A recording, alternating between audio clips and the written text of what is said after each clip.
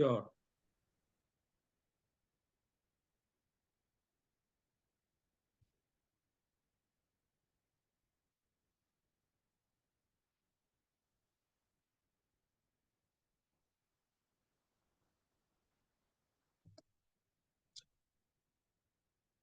I hope my screen is now visual. Yes, sir, your screen is visible. It will be better if you can make it full screen. Yes, sir. Yes. It has become full screen. Yes, sir. Great. Let me express my sincere thanks and gratitude to fraternity today participating in this program, and I wish they continue for next coming all the programs. This week-long program is customized and updated for academic fraternity. Me being from industrial or professional organization have attempted to bring in content so that they can be widely understood and appreciated. Feel free to take a note of slide number if you have a question somewhere. And when we finish the delivery, kindly ask as many questions as you want. So not taking much time, as already added by Dr. Arya, the institute organizing this program is one of the renowned institute in central India, and it is a matter of pride to have more than 220 virtual presence in the program, which rarely happens in FDP. I have been delivering a series of FDPs organized in various institutions and locations covering all zones of our country. And this is the highest ever number I have seen. So thank you everyone, not only for this session, but for all sessions to follow of the program. And I wish that each one of you do have attendance of more than not 80, but 90%, and scores not more than 70, but 85%. So all the best. Let us come for today's topic. Topic is energy transition in an era of climate crisis and global boiling. I am sure all the media, whether print, social, or television, they are flooded with these words entirely throughout time. Energy transition, climate crisis, global boiling, pollution, and all. We will look into them in sequence one by one. So I am making a beginning. The scenario we are living in is the difficult most scenario in human history till date. The ecosystems have deteriorated seriously, and in this background, United Nations with member countries, they are observing ecosystem restoration decade, the ongoing decade, beginning 5th June, the World Environment Day 2021 will continue up to 2030. We will look into details in our content once we proceed. So I will be glancing through evolution of energy in our country, dirty fuels, climate crisis and global boiling, energy transition, clean and green energy, energy for sustainable future, and finally is your time, question and answers. So let's make a beginning. I'm sure participants from various states, various languages background, and various geographies are aware of similar worship in our country of nature, what in broader sense we call ecosystems. We will look into those ecosystems as well. Going further, these are some symbolic: Bargad, people, whale, tulsi, doob, rivers, earth, cow, etc. And they are not worshipped now, they are being worshipped since time immemorial. And with all these rich traditions, our country was known as Vishwaguru, which we are attempting once again to regain our lost glory. This year, 13th January, Mahakumbh is starting in Prayagraj, wherein it is predicted that more than 40 crores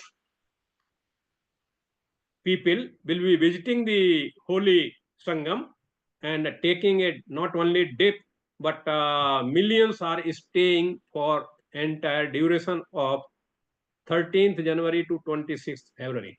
It's a great gathering in human history.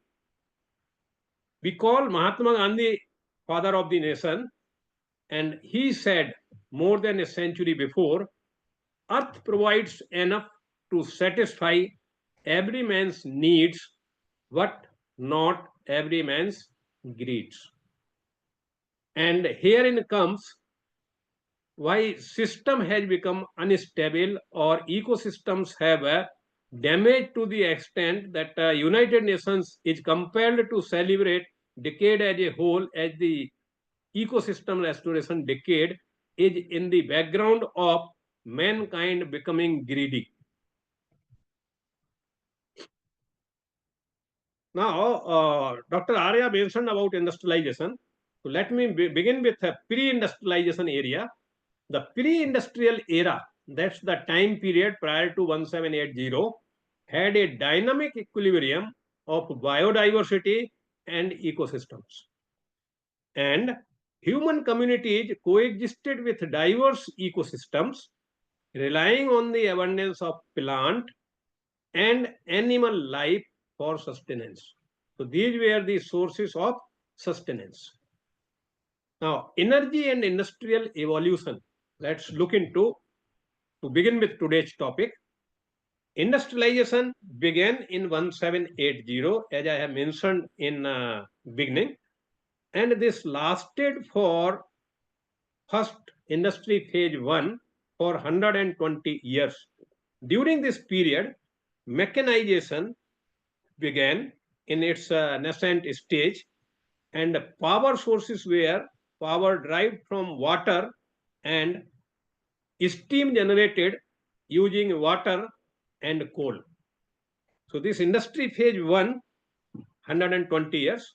Industry phase 2, which began in 1900, that is a turn of century. During industry phase 2, mass production and assembly lines came into existence and the source of energy shifted to electricity. This lasted for 70 years, and industry 3, which began in 1970, during this period, computerization and automation evolved and they matured. This phase lasted for 30 years when industry 4 began in year 2000s, another turn of century.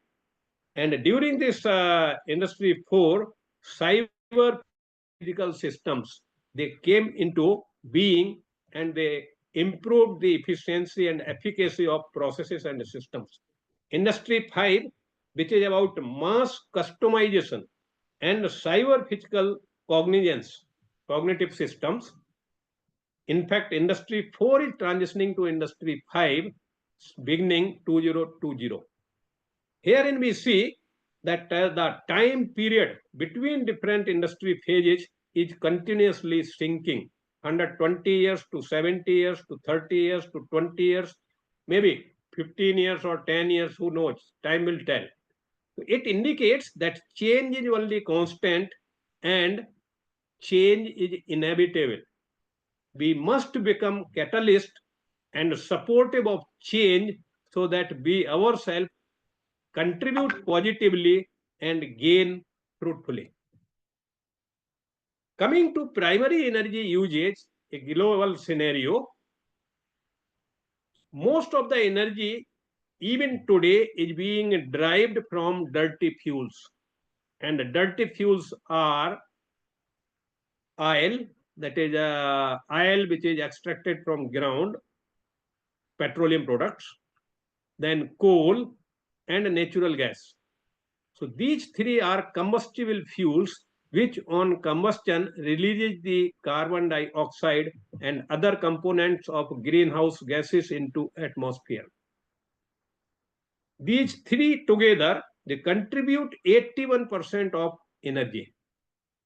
19% comes from clean fuels, which we also say as the clean and green energy. They are nuclear.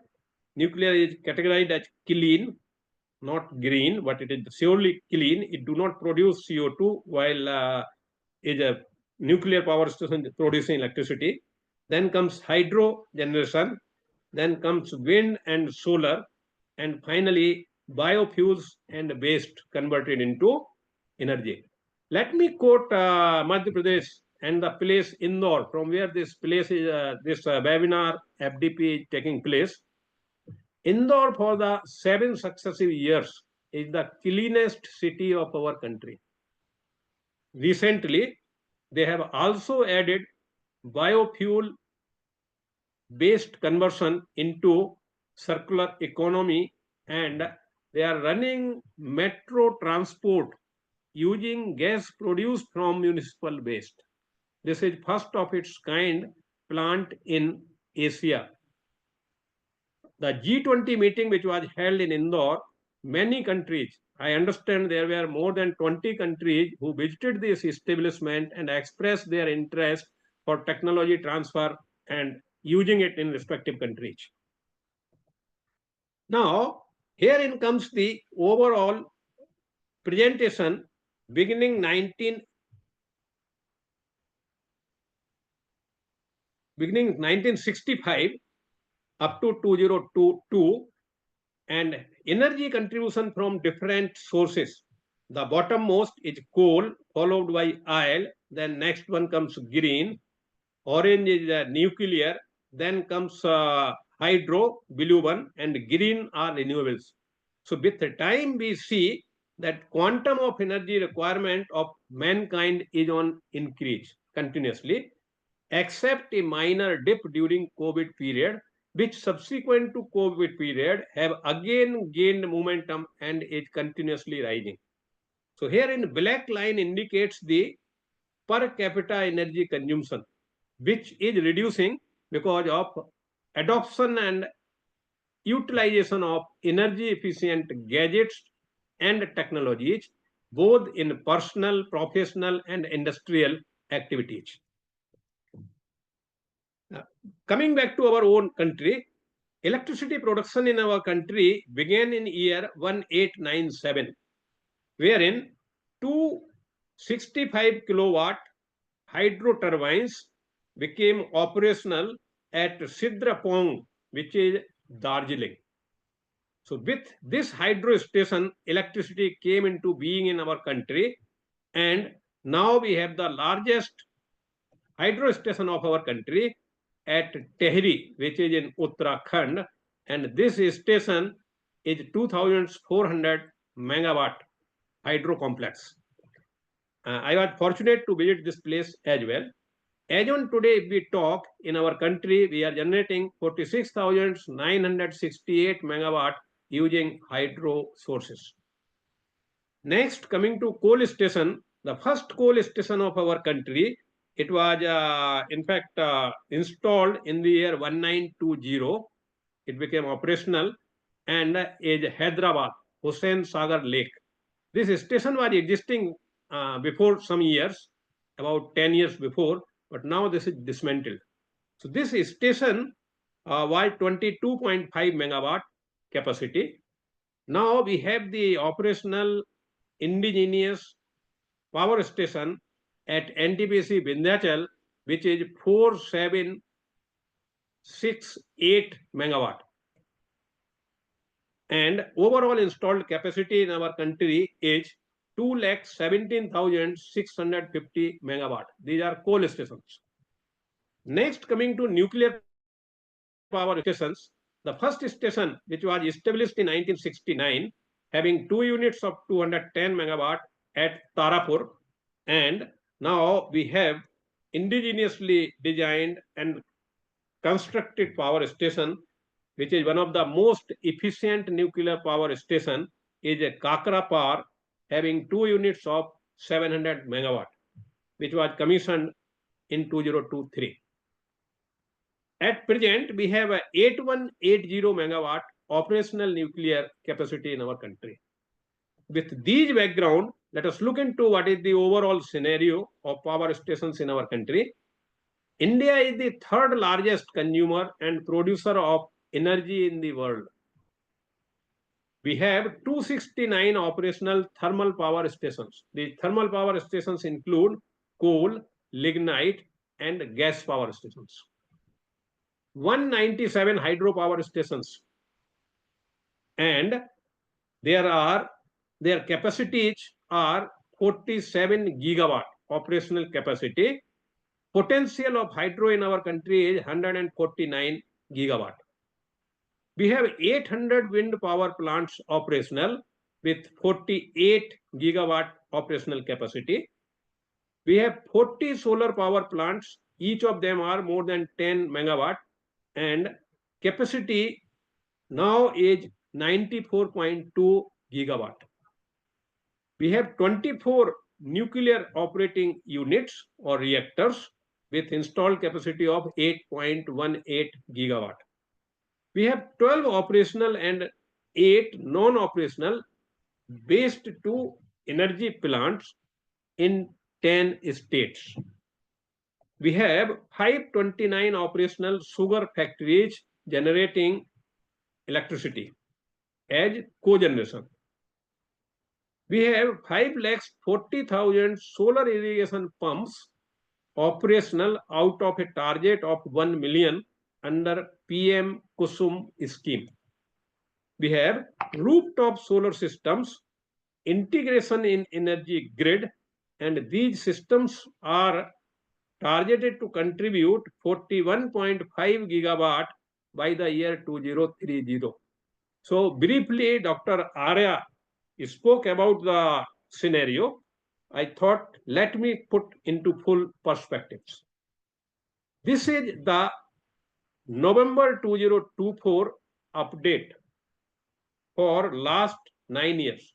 So financial year 2015-16 up to financial year 24-25 updated up to November, since figures for December are yet awaited.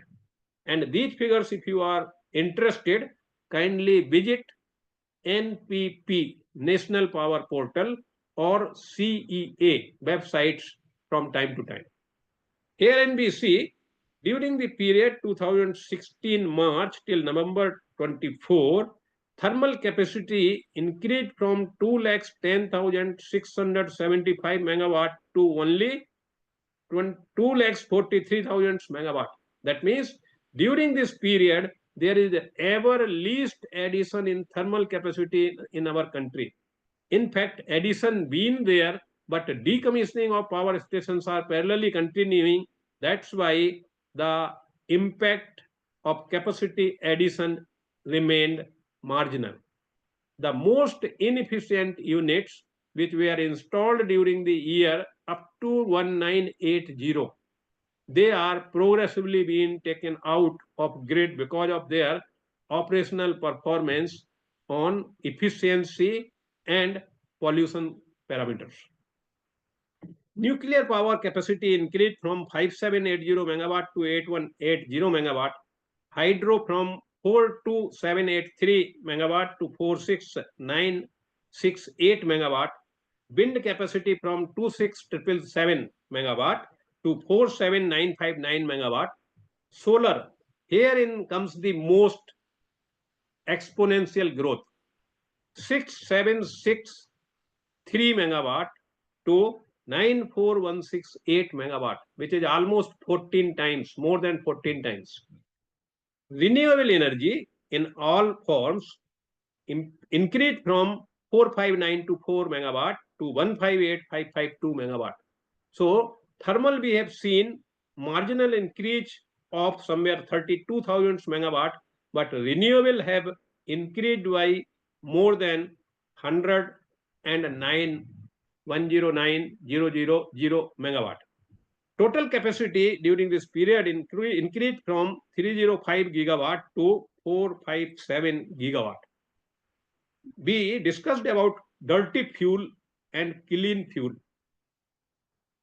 So clean fuel capacity increased from 94487 megawatt to 213700 megawatt, and contributions of dirty fuel reduced during this period, that is energy transition which is happening, from 69% to 53.21%.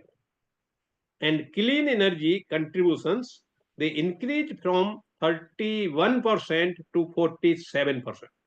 So this is in fact transition taking place from dirty fuels to clean and green options. We will look into the details further. Herein is the overall trend, what we have seen in previous slide. Installed capacity growth in terms of megawatt during 2009, still 5 years back I have taken, so that it represents overall 15 years. So during 15 years, capacity have increased from 160 gigawatt to 457 gigawatt. It is a substantial growth. And if we look into from 2015 to 2025, 1 decade, if we say, it is almost 1.5 times growth, 302 gigawatt to 457 gigawatt. So total capacity stands 457 gigawatt, that is 4,56,757 megawatt, and breakup are here updated. So thermal is 243057. We have seen previous slide. It is graphical representation for easy understanding. Nuclear is 8180. Hydro is 48968. Wind is 47959. Solar is 94618. Small hydro, which are less than 5 megawatt capacities, they are 5008 megawatt. And biofuels, they are contributing 11,341 megawatt. So this is in all update on our scenario, and this is further breakup in terms of solar, small hydro, wind, and biofuels. We have 24.2% contributions, and breakup of them is solar is 20.6%, small hydro 1.1%, biofuels 2.5%. Put together, they are 24.2%. 53.2% is thermal, which includes coal, lignite, gas. There is 500 plus megawatt of diesel capacity, which is practically inoperational, but it is considered in capacity. And nuclear is 1.8%, hydro is 10.3%, wind is 10.5%. So 53.2% dirty fuels, as in November, 48.6% clean fuels. In fact, commitment of India was to achieve 50%, 40% clean fuel energy by year 2030. But we did it in the year 2021 itself, 9 years in advance. And by 2030, clean energy fuels are expected to cross 60%. So dirty fuels will reduce to 40%, and this will become 60%. Herein comes source-wise installed capacity growth and financial year-wise. So the table I read in previous slide is represented simply here for better comparison and understanding. So I am just proceeding ahead so that we cover maximum contents. Herein comes the clean energy growth pattern, which has grown from 25,000 megawatt to 158,000 megawatt during the period of last 10 years. So total capacity in terms of breakup, we have once again seen earlier. Small hydro 5084, wind 47959, biopower or cogeneration 10728, waste to energy 613, and solar 94168 megawatt. This is the pattern of coal consumption during 40 years, beginning 1980 to 2020, 4 decades. Herein we find that usage of coal almost abruptly increased to nearly 3 times than what it was used to be in 1980s. And during latest updates, China holds the top spot as the world's largest fossil fuel producer as well as consumer. During previous decade, China has used more coal than the rest of the world together. So more than 50% China have used. United States is a dominant player in both oil and natural gas production. India is the third most energy producing and using country globally. Energy was already a hot topic before 2022, but soaring household energy bills and a cost of living crisis has brought it even more to the forefront. It is in fact very specific to Europe and USA, not to that extent to our country. Coming to world oil consumption, which is in terms of million barrels a day, here is the pattern. You see the abrupt increase of oil production and consumption globally, except a dip during COVID. Post-COVID, this has substantially further increased. Likewise is the scenario with a global LNG supply and demand. In fact, our country have nearly 25,000 megawatt power stations based on gas. But if we see their performance for last, I can say, a decade, their overall performance at national level being less than 20%, because prices of gas in international market are keeping quite high, and energy produced from gas is not competitive with other alternatives. That's why gas stations are not run in normal circumstances and scenarios. They are only run as peaking stations during morning peak hours and evening peak hours. Rest of the time during day and night, they are kept in reserve. Gas stations have the advantage of responding to grid demand quite quickly if we compare them with other alternatives. Herein is the global scenario, how major economies, they are meeting their energy requirements from different options. And options are coal, oil, nuclear, and renewables. So here we find South Africa in terms of percentage is using coal most to meet their requirement, followed by China, India, Indonesia, Vietnam, Poland, Philippines, Japan, and on. Likewise, energy contribution by oil is mostly in Philippines in terms of percentage. We are also using to some extent, large extent. China is using, but less than India, and the what I should say dark tan length of bars that represents the oil. The orange or yellow one in between green and dark tan, that's the contribution of nuclear energy. And most energy, as we all know, earlier was being used by France, but now in terms of percentage, most is by Malaysia. As far as renewable energy is concerned, in terms of percentage, France, Germany, and Vietnam, they are leading.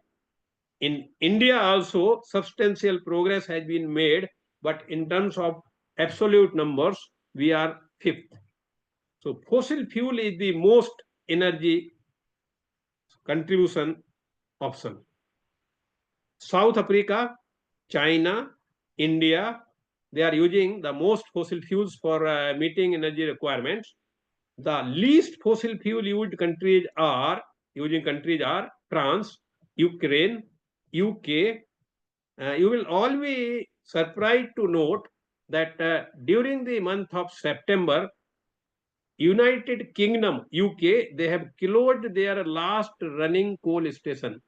So in normal situation and circumstances, UK is not using any coal for power generation. They are keeping that power station ready to run, in case of emergencies. But in normal course, UK is not using any energy generated using coal, but they are heavily using oil and natural gas. So they are not free of the fossil fuels, but they are trying to be zero with coal. The clean and green fuels mostly are contributing in France, Ukraine, and Vietnam. Further, atmospheric concentration of greenhouse gases, which is represented in terms of ppm, is a matter of serious concern globally. And this is the single reason which is causing climate crisis. And in fact, climate crisis have turned into global boiling. So we have seen the usage of the dirty fuels by various countries. And herein comes the impact of usage of dirty fuels in terms of CO2 concentration representing greenhouse gases during the period 1960 up to 2023. So we see the abrupt and continuous increase in concentration of CO2 gases in atmosphere. Herein is that closed picture representing CO2 concentration increase beginning April 2020 up to that is September 2024. So month-wise and month-wise data are here in terms of a red pattern graph, line graph, and black one is representing the seasonal changes and average values. So we see that despite lot of efforts globally in the form of energy transition, still CO2 concentration is on increase. So these are some of the latest available CO2 patterns. Historically, CO2 concentration highest was recorded 426 ppm during June 2024. If we talk to June previous year, that is June 2023, it was 423.68, and prior to that, it was 420.94. So more than 5 ppm increase during 2 years during the peak month in June is observed. Warmest month during 1880 to 1920 and warmest August on record is August 2024, wherein average temperature rose to 1.56 degrees centigrade. I am sure many of you are aware that the overall global commitment is to restrict temperature rise to, that is on annual basis, by year 2100 to plus 1.5 degrees centigrade, if not at least by 2 degrees centigrade. So we have already crossed on monthly basis 1.5 degrees centigrade during August 2024. Herein is month-wise data for 4 years I have attempted to bring in. Concentration of CO2 or greenhouse gases represented by CO2 concentration in terms of ppm for year 2021 till year 2024, January 2021 till August 2024. So herein we see the maximum value was recorded 426.91 during June 24. During May 24, it was 426.90. So maximum was during June, and then July 4 to 5.55, August 4 to 2.71, and these values vary with seasons, and they in fact keep season to season varying. So as of October 2023, the global atmospheric concentration of carbon dioxide reached approximately 422 parts per million, making a significant increase from pre-industrial levels of 280 ppm. So herein, if we talk update, variation is from 280 ppm to 427 ppm, which works out to more than 36%. So annual increase of CO2, these figures are pattern is decade-wise, individual bars representing years, but black horizontal bars representing the average for the decade, and the gap between respective black horizontal lines is the change during the decade in CO2 concentration. So it is continuously rising and is a matter of serious concern for every global meet which takes place. Now, a bit focusing on different continent. So we see here the change. I have attempted to bring in data for about 60 years since the term climate change became popular. Climate change to climate crisis to global boiling. So 1972, 1982, 1992, 2002, 2012, and 2022. I have attempted to put together data for North America, wherein there is a positive change. Contribution of North America in terms of percentage used to be 32.7%, which has improved to 17.4%. Reduction here is improvement. Likewise, Europe have most seen a positive change from 41.5% to 14.1%. So UK is one of the major economy in Europe, followed by Germany, France, and they all together are suffering badly because of climate crisis and global warming. As in fact, they are now heavily investing to migrate away from fossil fuels. Asia is the reverse scenario of Europe. Herein, change is adverse. From 20%, it has gone to 60%, 3 times increase in overall global contributions. Oceania have remained more or less same, 1.1 to 1.2%. South America have seen very minor increase, 2.3 to 3%, followed or led by Africa before South Africa is 2.3% to 3.9%. So over a period of these 50 years, 1972 to 2022, Asia is the region wherein most dirty fuel is being consumed.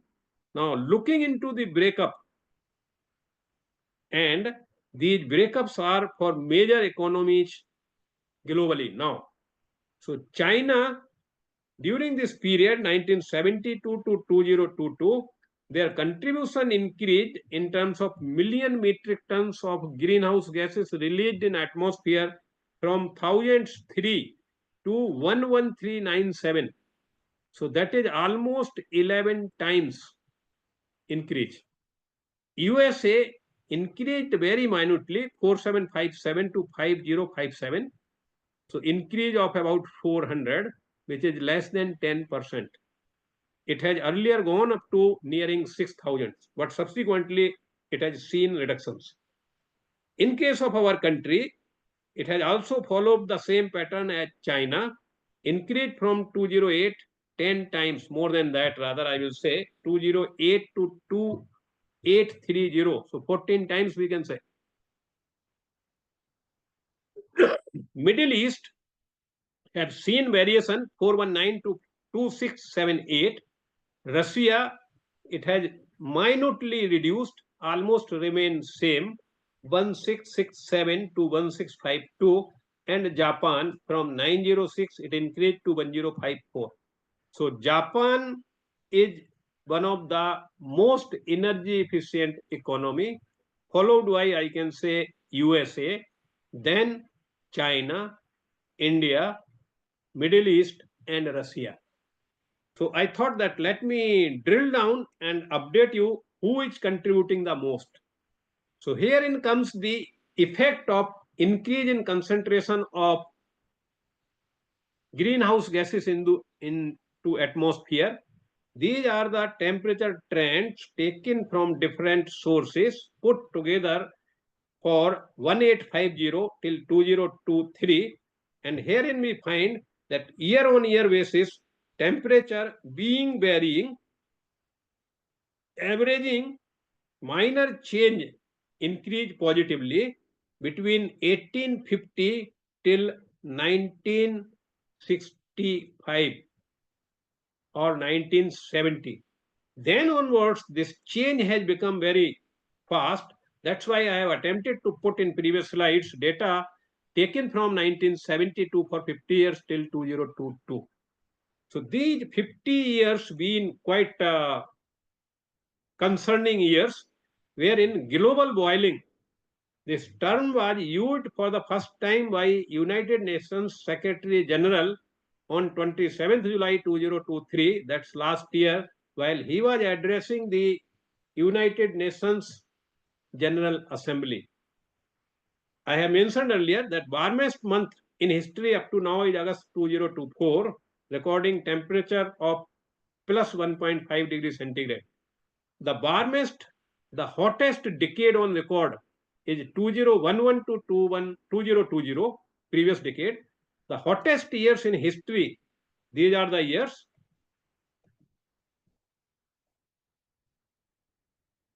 So all one after other successively they are there. Now 2024 appears to be tying up with 2023. So 2024 may be the hottest year or second hottest year. Those data, final data are still awaited. So what it indicates, the first 6 months, January to June 24, recorded ever highest temperatures for respective months.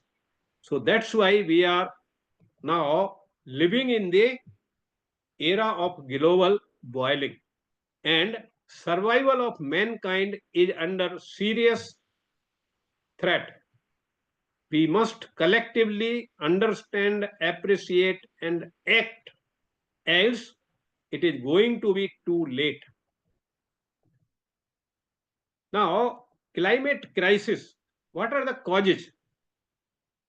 Rapid industrialization, increasing energy usage, agricultural practices, basing rampant use of fertilizers, chemicals, and pesticides, deforestation for requiring urban areas expansions and agricultural usage, consumer practices, greediness instead of limiting our requirements to needs,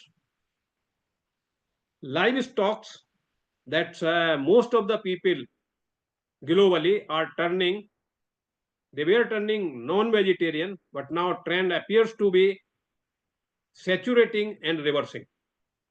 Transportation, air, surface, and marine transportation are contributing heavily in increase of greenhouse gases concentration. Resource extraction for requirement of energy and industrial, and pollution, air, water, and land. So nothing is left out. These are the major causes, and their effects are rising temperatures, unpredictable weather patterns, deforestation, land degradation, rising sea levels, extreme weather events, loss of biodiversity, and loss of wildlife. The impacts are poverty, hunger, food shortages, water shortages, malnutrition, increased diseases, desertification, displacements, and loss of lives. So are we developing or are we putting ourselves in difficulties? That's the question this single slide put ahead of us. Further, coming back to ecosystems, the scenario we have seen is reflecting in damages to ecosystems. Ecosystems are categorized by United Nations into 8 categories. They are farmlands, forests, freshwaters, grasslands, mountains, oceans, peatlands, and urban areas. So these are growing at the cost of one another, and in the run for development, in fact, ecosystems are suffering badly. So this I have already mentioned, United Nations is celebrating this decade 2030 as decade of ecosystem restorations, and the reason being, the healthier our ecosystems are, the healthier the planet and its people remains. Taking this into account, the United Nations General Assembly proclaimed 2021-2030 the United Nations Decade on Ecosystem Restoration to call for the protection and revival of ecosystems all around the world for the benefit of people and nature. So things are seriously disturbed. Before this decade of ecosystem restoration was declared, the global leadership understood and appreciated the seriousness of ongoing climate crisis, and during the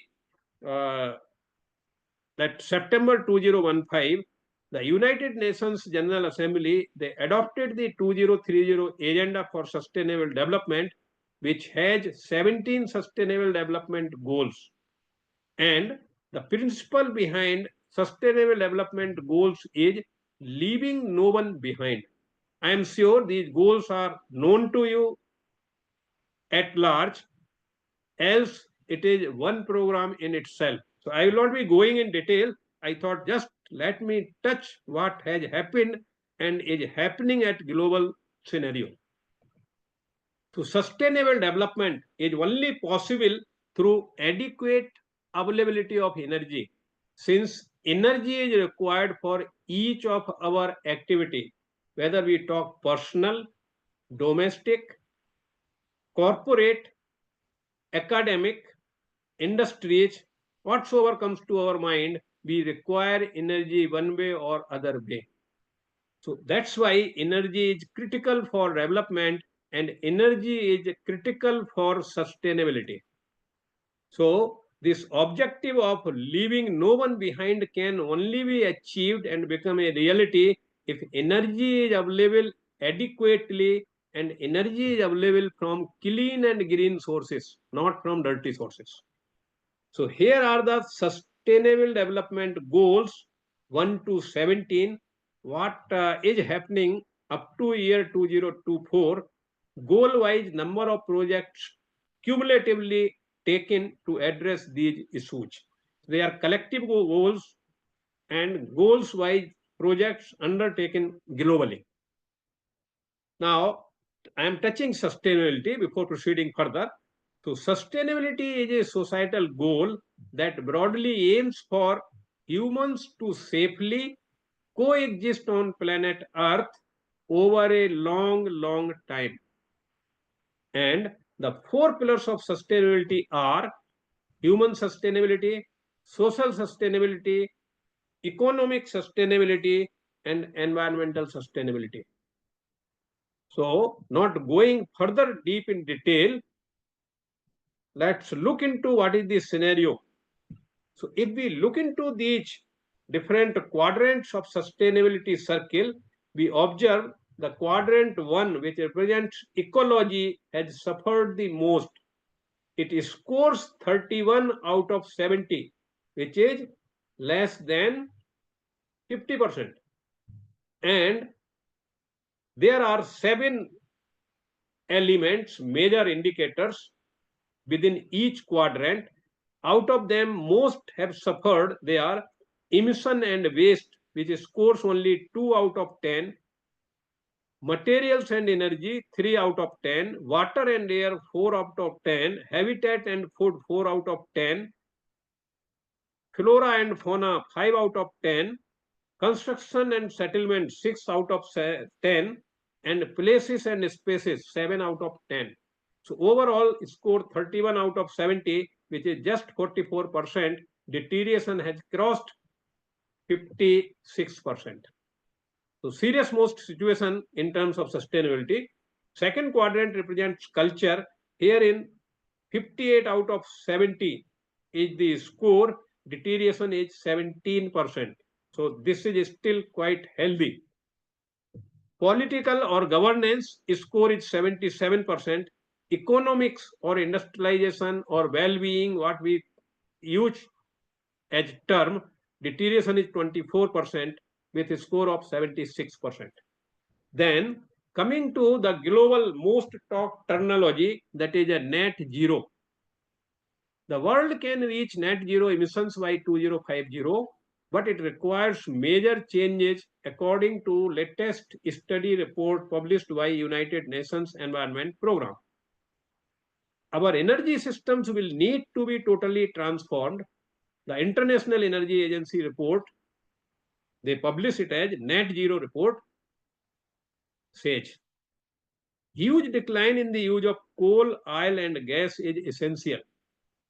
These changes could impact the economy, citizens and governments, but they are becoming unavoidable. So global target is zero emission of greenhouse gases by year 2050. China had declared their target at 2070. Other countries, major economies, they declared by 2050 or even before. India had declared target by 2070. Since we are not yet relatively disturbing the environment, let me share with you, there is another indicator which is called Earth Overshoot Factor or Earth Overshoot Day is worked out year after year beginning 1970 till now. For India, this is 0.6. That means we still have much more ecological resources available than what we are consuming. Though our consumption rate is increasing, but still we are in far safer side. Qatar is the country which consume fastest their natural ecological resources and they finish it up before mid of February. That means in somewhere 43, 44 days, they consume their resources and they are overeating global resources during remaining nearing 10.5 months. So renewable energy scenario, these are the top 10 countries who are meeting their energy requirements most from renewable energy. But if we look into their population and size, that is quite less than states of our country, many states of our country. So these are the one factor is worked out, renewable energy score. Higher the score is the good performance, lower the score is poor performance. So USA is scoring 7 on a factor of 10. There are different matrices defining this one. Brazil scores 6.5, India scores 6.3, and India is among top 3. Hungary scores 5.5, and so on. So about sustainability, vision was for the first time described by our former president, Dr. Kalam. He said, utilize technologies to provide environment-friendly energy. Cut down energy losses. That means increase the energy use efficiency. Increase power generation from renewables energy sources. The time he made a statement was 5%. He said increase it 5 times to 25%. In fact, now our energy sources capacity-wise are contributing to 46%, 47%. Achieve energy independence by 2030. Our country is seriously working to add 500 gigawatt renewable energy by 2030. These are the nation's first and highest priorities. So these were the statements which were made by our former president during early 21st century. Now, update over this. These were the 5 commitments given by our Prime Minister, which are known as Panchamrit during COP26, which was held in Glasgow in November 2021. The India's commitments are to raise the non-fossil fuel energy capacity of India to 500 gigawatt by 2030. By 2030, 50% of the country's energy requirement would be met using renewables energy sources. India will reduce the total carbon emission by 1 billion tons between now, that means the statement was made in 2021, and the year 2030. The carbon intensity of the economy would be reduced to less than 45% by 2030, and India would become carbon neutral and achieve net zero emissions by the year 2050. 2070. So herein comes the energy transition. The latest first column 2024-25 data are updated, and then the plan, what was a midterm plan 2026-27 is there, middle column, and finally 2031-2032, the long-term plan. Likewise, these plans are rolling plans and they are updated on 5-yearly basis. So during the year 2027, plan will be rolled forward and data for 2031-32 will be updated, and projection for 2036-2037 will be made. So in terms of coal, capacity is 217590 megawatt. This is likely to be marginally increased by 2027 March to 235134 megawatt, and by 203132 259643 megawatt. Likewise, gas UC remains almost consistent. A minor dip is taking place. Some decommissioning of old inefficient gas turbines will be happening, but no addition of fresh gas station capacity is projected. In case of nuclear, herein capacity additions are projected. In fact, this 203132 target subsequently been revised, and it is plus 22,000 megawatt instead of 9680 megawatt. So conventional capacity will be increasing from 251 gigawatt to 273 gigawatt in 27 March, further to 304 gigawatt in 32 March. In case of hydro, there are positive variations, 46.9 gigawatt to 62.2 gigawatt, solar 85.4 gigawatt to 365 gigawatt. So maximum increase is coming in solar, followed by wind from 46.6 gigawatt to 122 gigawatt. Small hydro marginal change is happening. Biomass is increasing marginally, but most energy change is happening in solar and wind. Finally, renewables will be increasing from 198 gigawatt to 336.5 gigawatt to 596.3 gigawatt. So in terms of percentage, if we talk, right now green energy, as per these updated updates for present period, 43.7%, it will be increasing to 66% green energy. And finally, this single slide speaks about the plans and actions implemented by India achieving the energy transition in positive direction. So going again further, nationally determined contributions were once again revised, and reduce emission intensity of GDP by 45% by 2030 from 2005 levels. Actually, it has reached to 33%. This is achievement. Cumulative 50% electric power installed capacity from non-fossil fuels was to be done by 2030. It has already nearing update to 47%.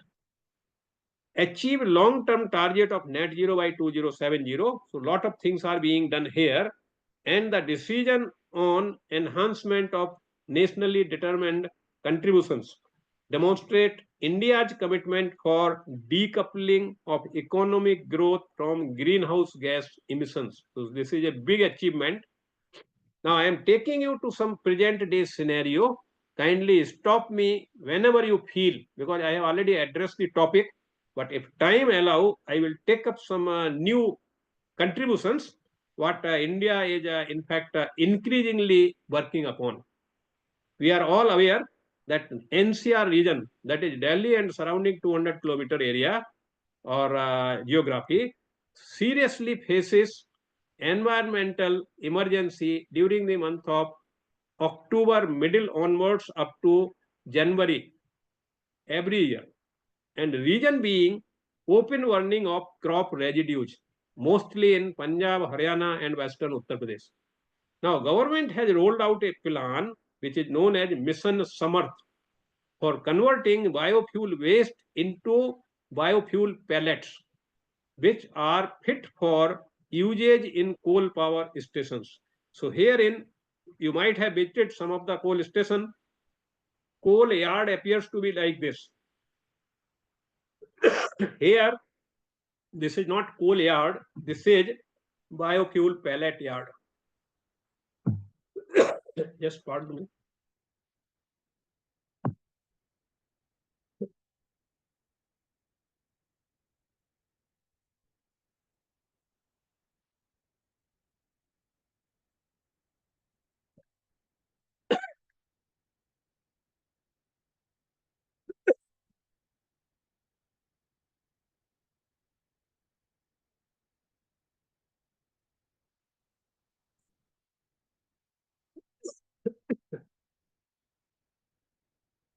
Biofuel,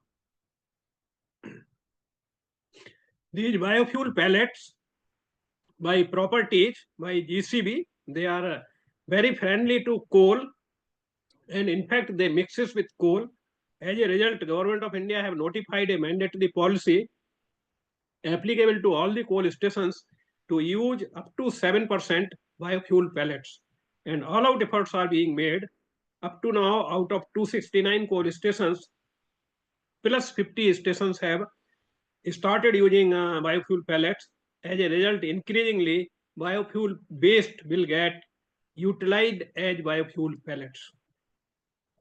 This used to be earlier scenario, open burning in fields, now converted into biofuel pellets.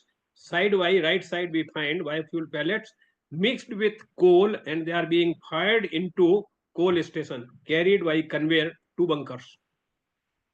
Similar case likewise is the waste generated from sugar processing in factories or fields.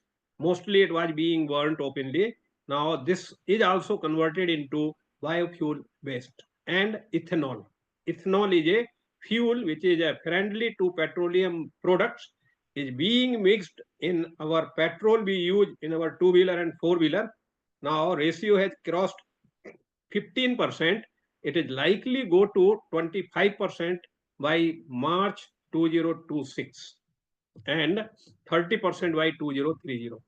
So government is making all out efforts to replace conventional fuel by clean and green fuels.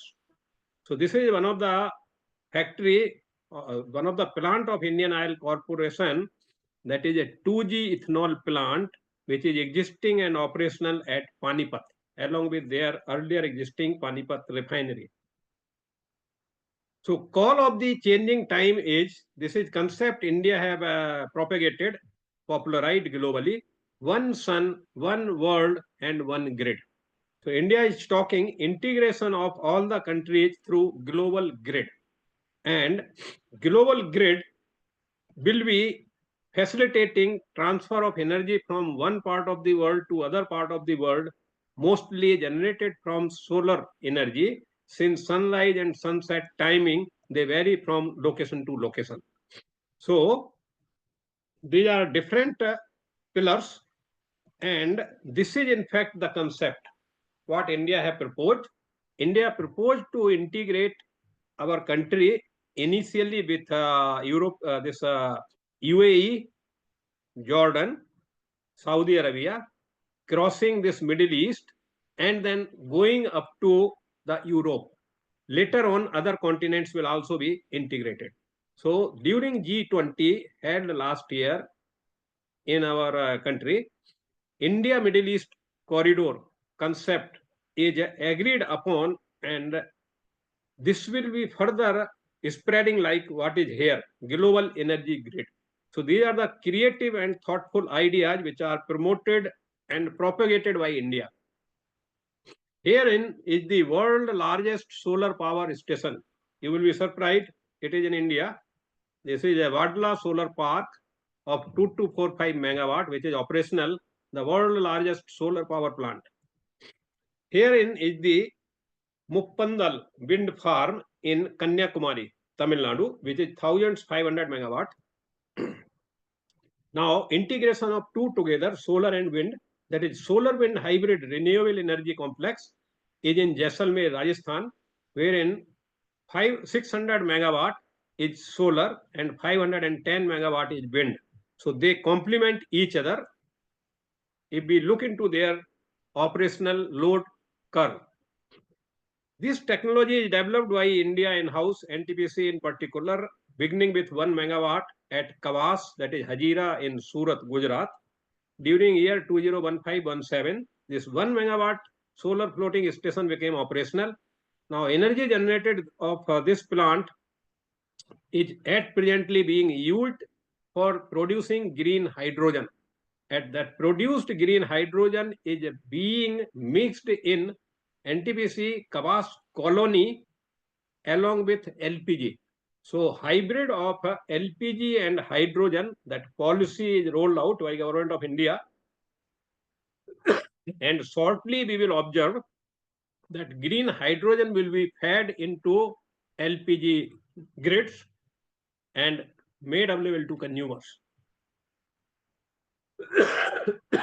This 1 megawatt solar station floating one is a 25 megawatt at Simadri in August 21 to 92 megawatt in Back Sea Water at Kayamkulam in Kerala. And finally, the largest one, which is operational, 100 megawatt at Ramagundam, which became operational in July. So Ramagundam Super Thermal Power Station is operating 100 megawatt floating.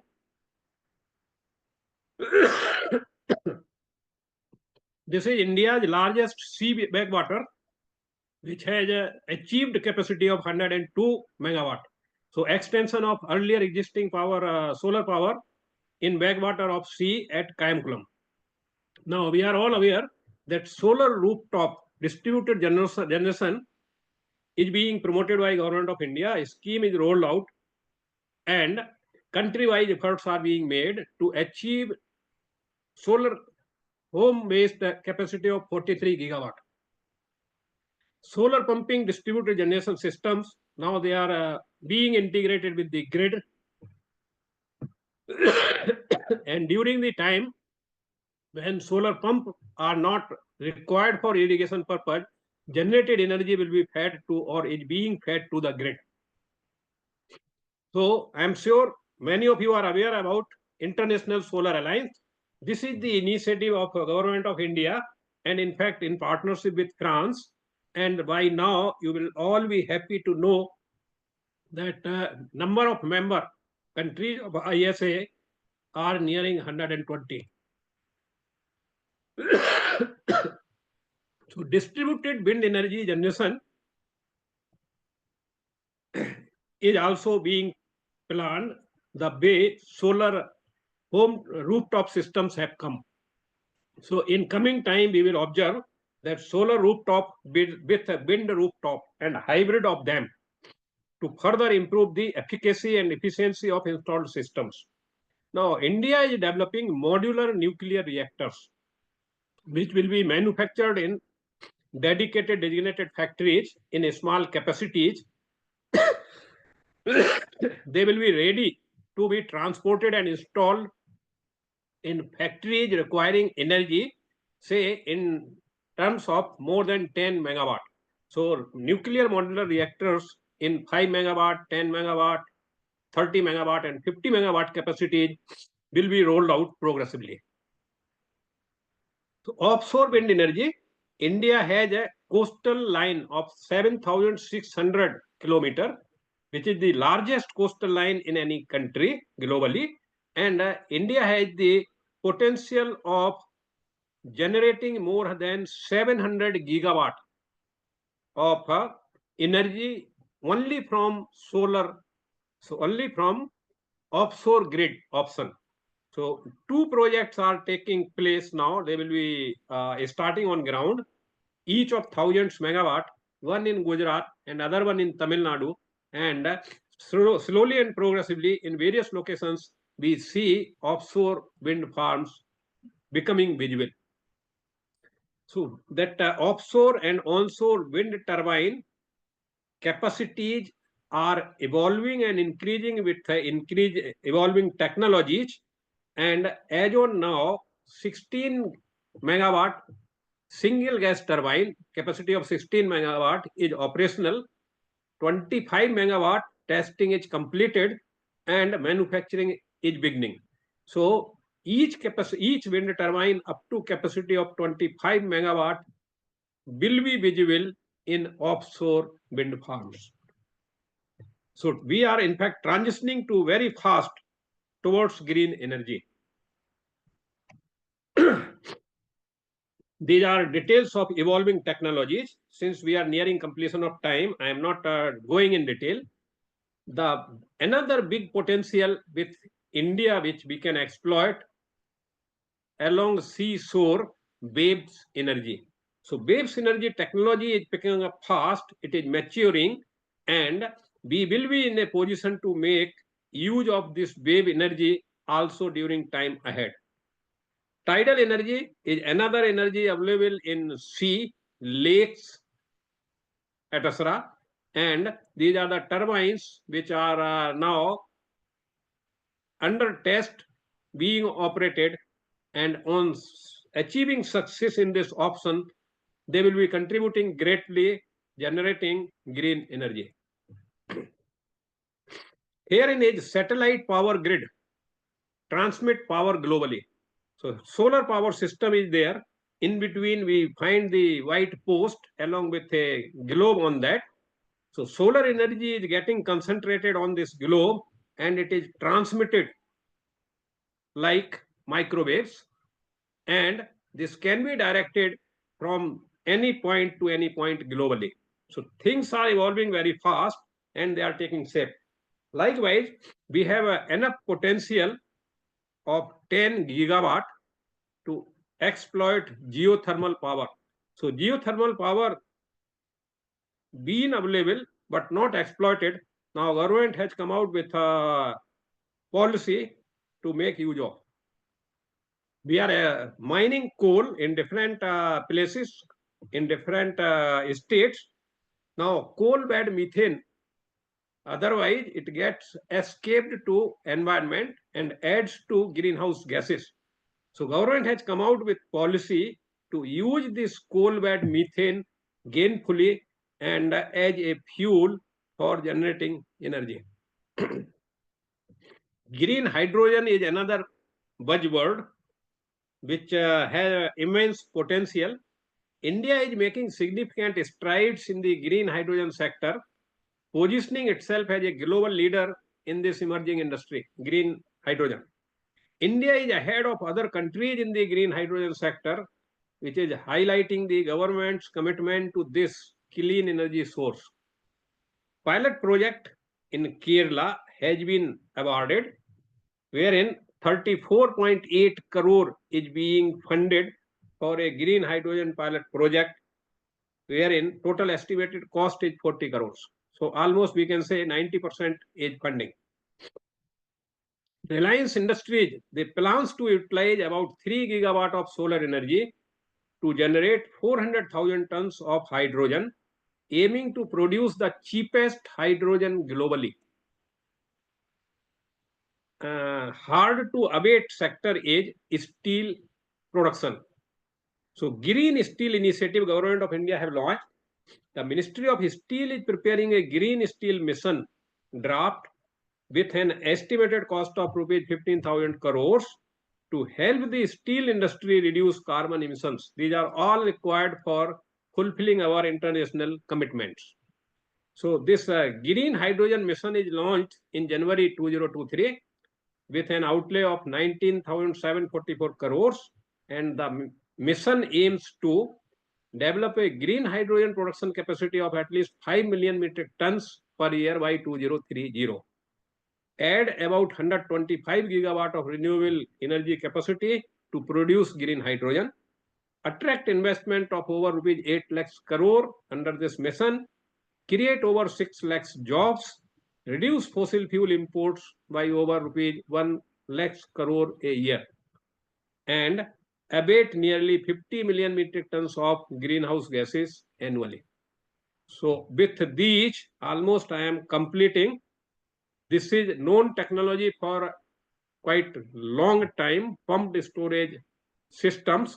Now, government have rolled out a policy and they aim to increase pumped storage capacity by 2032 to 20,000 megawatt. Another option is Tata have recently installed and made operational Asia's largest energy storage system, 10 megawatt grid scale energy storage system, which is operational in Rohini, New Delhi. As was mentioned by Professor Arya, data science and artificial intelligence, they are finding applications in energy domain increasingly, and transformation is at very fast pace. This is overall change in global energy requirement up to year 2050, which is nearing double since 2020 to 2050. In 30 years, this capacity will be doubling, and most of it, as we have seen, is coming from green options. So with all these content and updates, let's look into where we as a country stands among a global community. Population, we are first. GDP growth, we are first among G20 or among major economies. Entrepreneurship, our ranking is second out of 49 countries ranked. Startup ecosystem, we have today 1,58,241 recognized startups. Globally, our ecosystem startup is third. Economy-wise, we are the fifth largest globally, and we are aiming to be third largest by 2029. Energy efficiency, our rank is 16th out of 25 countries ranked, and herein comes a lot of potential to use energy efficient technologies, improve processes, their efficiency and efficacy to improve energy use efficiency ranking. CCPI rank, this is Climate Change Performance Index. In fact, we are among the top 10. Out of top 10, 3 topmost slots, rank 1, 2, 3, are not allocated to anyone. They are kept blank because none of the country globally is yet on target to restrict temperature to 1.5 degrees centigrade. So we are 10th among 66 countries, and we are retaining continuously for last 6 years. We are rated in highest performance category. So such a large and vast country is a matter of pride. It reflects rich ecosystems our country has and the seriousness of government efforts to preserve and enrich them. ESG ranking is a matter of concern. We rank 56th out of 63 countries. Lot of things to be done in sustainability. To improve this scenario, government have rolled out, I am sure many of you are aware, BRSR, that is Business Responsibility and Sustainability Reporting. And let me share with you the first program of its kind in our country is scheduled at Statue of Unity, which is an international destination from where our Prime Minister, in the presence of Secretary General of United States, launched Mission Life, the Statue of Unity. QCFI Vadodara is organizing first of its kind BRSR ESG conclave on 20th January. If any one of you are interested, you can kindly message me subsequently. I will be sharing my contact details. Our country SDG rank is 112th out of 116 countries ranked. Here also a lot of potential and possibilities for improvement. Sustainability rank is 36th out of 48 countries. Energy and environment, which are the global priorities of Group 7 and Group 20 countries, and in fact, serious efforts are being made. So, International Solar Alliance is an initiative which is now global of India in partnership with France. International Yoga Day, yes, it is a contribution to global community by India. One sun, one grid, one world, another big step proposed by India and accepted by G20 countries, it is going to be a reality in time ahead. Likewise, Mission Life, which means live for the environment. Instead of being greedy, let's limit and be needy. Coming to next, International Year of Millets.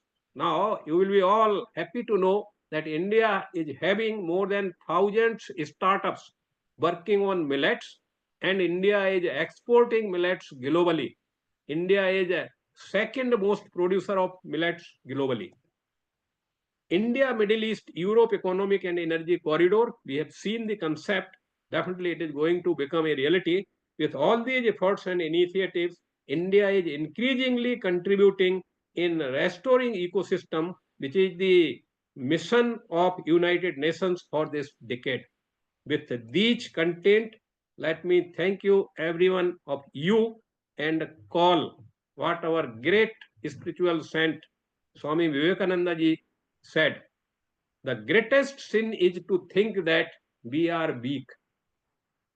He calls upon us, arise, awake, and stop not until the goal is achieved. And I am sure with content I have delivered, what is our goal as professional fraternity who are in fact nurturing the budding professional minds in respective campuses. Be very clear in our minds. So we need to ride the wave and make our country proud. Thank you, everyone. Thank you. Thank you, sir. Thank you, sir. I would like to express on behalf of Sushila Devi Bansal College of Engineering, I would like to express our heartfelt gratitudes to our esteemed chief guest, Dr. Rajesh Chakravarti, sir, for your valuable words. And sir, I would like to extend my thanks to Mr. Sushil Kumar Sharma, sir.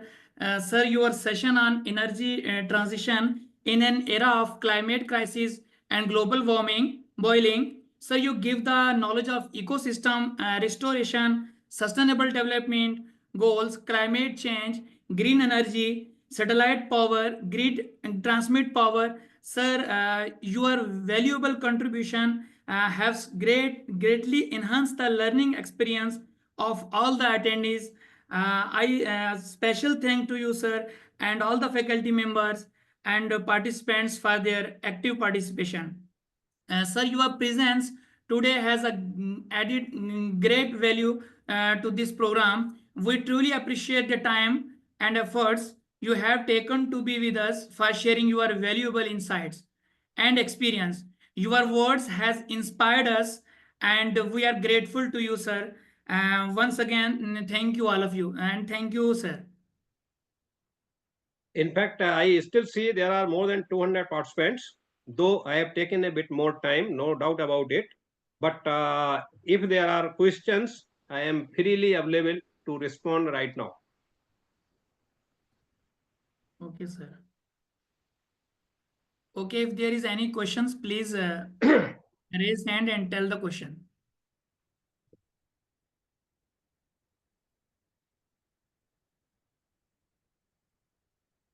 Yes, please. Academia community counting plus 200. Definitely there will be a lot of questions in mind. Kindly come forward.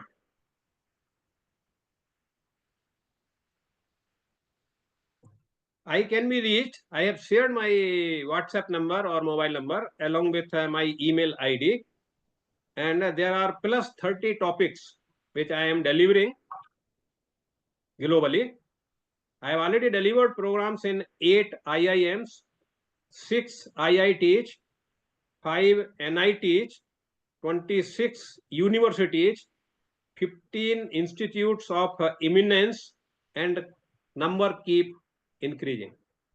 So anyone requiring programs on topics of global and national priorities from energy, sustainability, ecosystems, management, BRSR, business excellence, total quality management. You all are welcome. Thank you. Sir, one question from Kishore Patil, sir, raise the hand. So he Sir, can just come ahead and ask question directly. Mr. Kishore Patil. Sir, good evening to sir. Very good evening. You can switch on your camera also. Yes, sir. Yes, sir.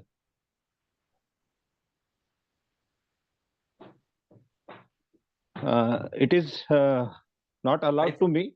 Okay. Okay, sir. Go ahead. I No am issue. asking. Your lecture is very useful to all of you, sir, and it is thrown the light on the different scenario in the at the global level. I have one question in my mind. In the Indian point of reference, we are encouraging the electrical vehicles, and but in our country, 80% of electricity is generated from the coal only. So, what is your opinion on this particular topic? If you see, the transition in our country globally is among the fastest.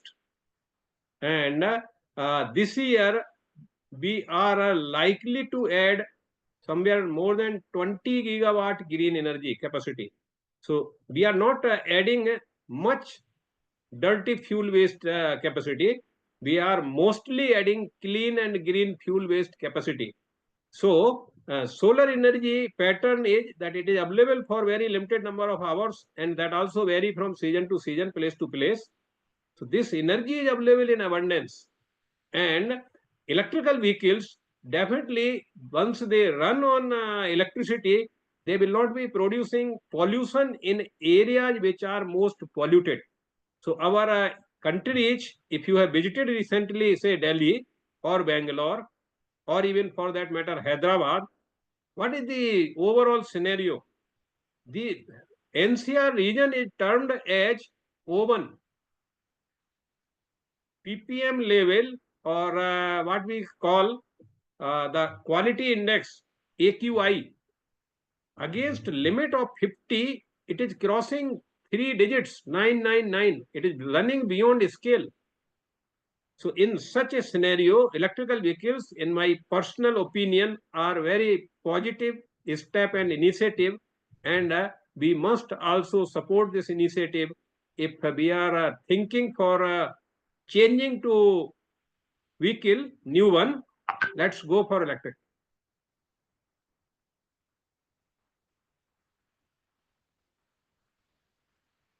Any more question, please? Mr. Kishore, if you have, you can ask even supplementary.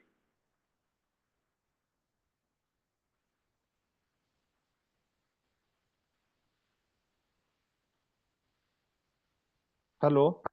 Yes, My worry is that, sir, in agricultural country like India, our farmer is not getting electricity for irrigation of their water, their lands in daytime. They have to work for the night time, and at the same time, we are moving for the metropolitan city for the electricity consumption, more and more electricity consumption and supplied for 24/7. So this is my worry. As a child of farmer, I am very much worried about the farmers, and it is a very much gap between the energy use for the metropolitan city and the villages. perfectly. So, I understand you are from Maharashtra. Am I right? Mr. Patil? There is agency. yes, sir. Yes, sir. known, I am from Maharashtra, Jalgaon. Yeah, there is agency which is known as MEDA. Right? They are in fact propagating various schemes of central government and state government. In case you are in need of solar systems, you can connect and communicate to them. There are substantial subsidies available. And now, as you say that farmers are not getting electricity during daytime, I have already shared that 5.54 lakhs irrigation pumps based on solar are already operational. and target is to increase them to 1 million. Once they reach 1 million, this figure may be upward revised as needed. So farmers, they are not only using solar energy for irrigation purposes, they are also generating energy using same existing solar system which is used for irrigation purposes. During the period, water is not required or pump is not required to run to feed generated energy to grid, and in fact they become generator and they earn revenue for that energy. So things are changing very fast. You can talk to me separately on this issue. Otherwise, kindly visit MEDA website. You will get the details. Thank you, sir. Thank you. I am also a son of farmer. Need not worry. Thank you, sir. Thank you. Right? Any more question?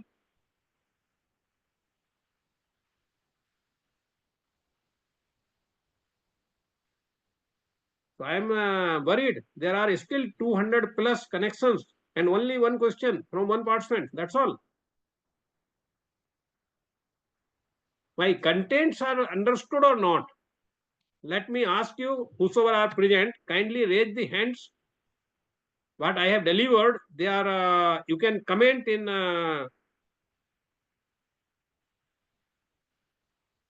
Whether my contents are understood or not properly.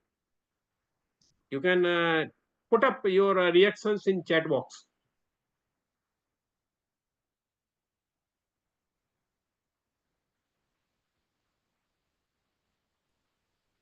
Yes, sir. Manjula ma'am has raised their hand.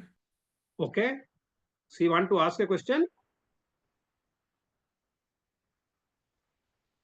Kindly come forward, ma'am.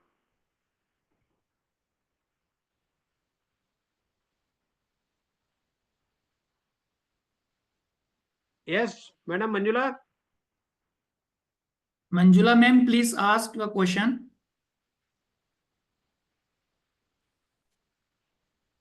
Hello, good evening, sir.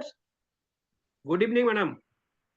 Sir, the contents what you covered were very clear to me. I followed the slides what you used, and it was very convincing, sir. I just wanted to tell that what you asked, whatever I have covered, you have understood or no. So for that, I just raised my hand. I understood the concepts, sir. No issues. I followed whatever you covered. Thank you, And madam. Thank you.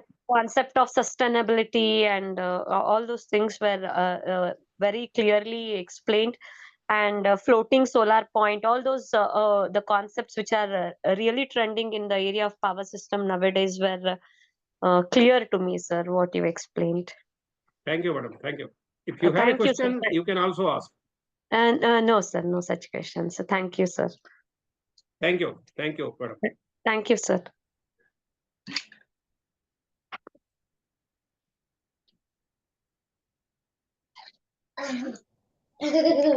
Sir, Dr. Sakshi Sharma ma'am also raised the hand. Okay, Sakshi ma'am, welcome. please ask the question. Good evening, sir. Good evening.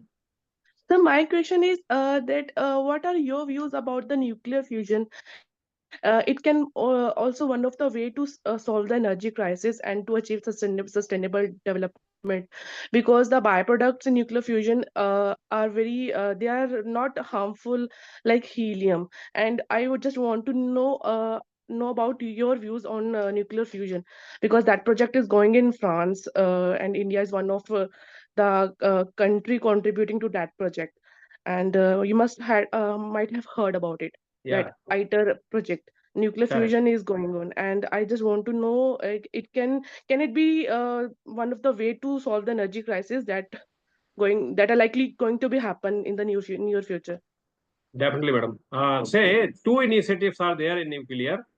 One is up to now only NPCIL was executing the nuclear project, and average time they were taking to execute and make operational nuclear reactors nearing 10 to 12 years. Now, NTPC, which is the largest energy conglomerate in our country, NTPC and NPCIL, they have entered into MOU and coming up with a joint venture wherein nuclear portion, that is reactor portion, will be executed by NPCIL and entire plant except reactor will be executed by NTPC. Plant will be operated and maintained by NTPC and time frame taken is 7 years. So 4 projects are already declared for this MOU. Second one, there are organizations which are venturing into manufacturing of modular nuclear reactor.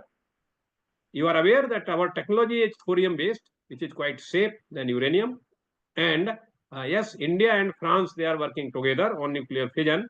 That technology will also get transferred to our country and will be fruitfully used for enhancing the contribution from nuclear energy.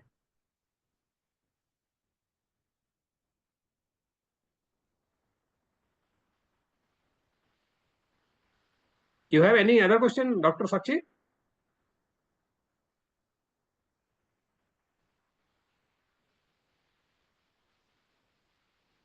There is one question in chat No, sir. box.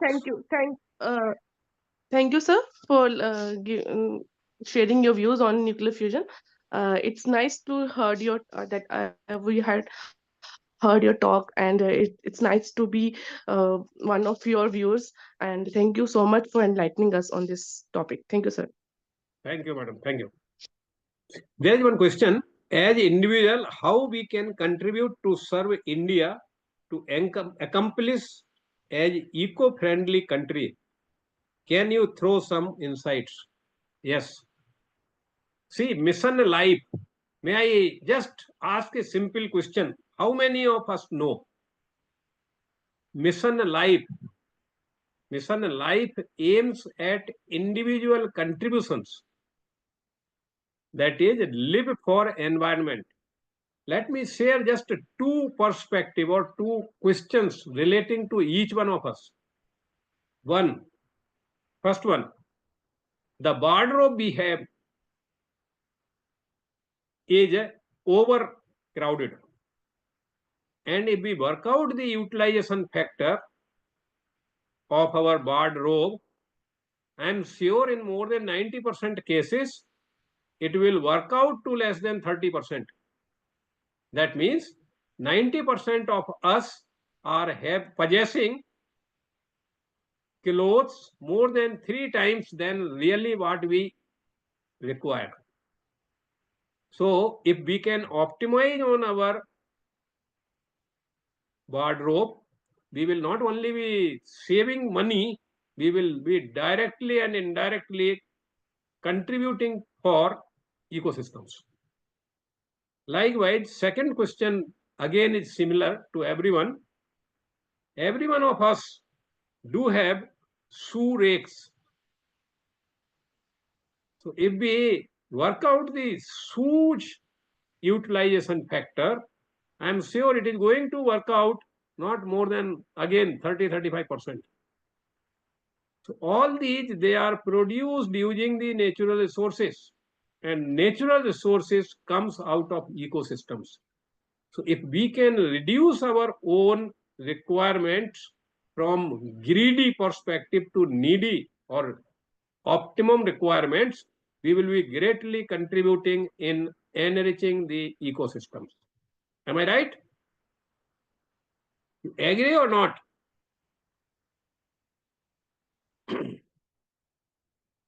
There is one more question. I want to ask that captive small scale nuclear power plant are safe. Yes, they will be life sealed. There are batteries which we use in our automobiles, which are lifetime sealed batteries. So likewise, these nuclear reactors, they will also be life sealed products. And in case of any issues, they will be continuously monitored using data science from a central room. And in case of any variations, otherwise, there will be backup technical support available for handling emerging scenarios. And definitely, nuclear reactors will be as safe as machines we are using. So need not worry. Nuclear energy supported various equipments are already in use in medical, in industries as well. So this nuclear reactor will be equally safe, no need to worry. And we must become a catalyst and support this change to happen, so as the crisis which we are living in at present is averted, and coming generations, they have better ecosystems and environment as well as quality of life, otherwise what we are experiencing.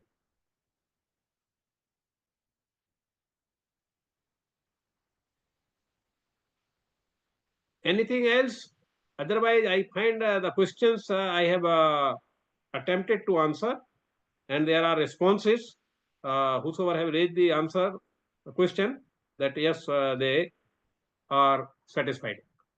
So if there are no questions, we can definitely go ahead, Mr. Ahmad, and close the program. Yes, sir. Thank you so much, sir. Thank you so much. All right, should I log out? Yes, sir. Okay, so sir. it is great to see figure 196 still when we are closing almost more than 2 hours long virtual program. It is a great experience. Thank you, everyone.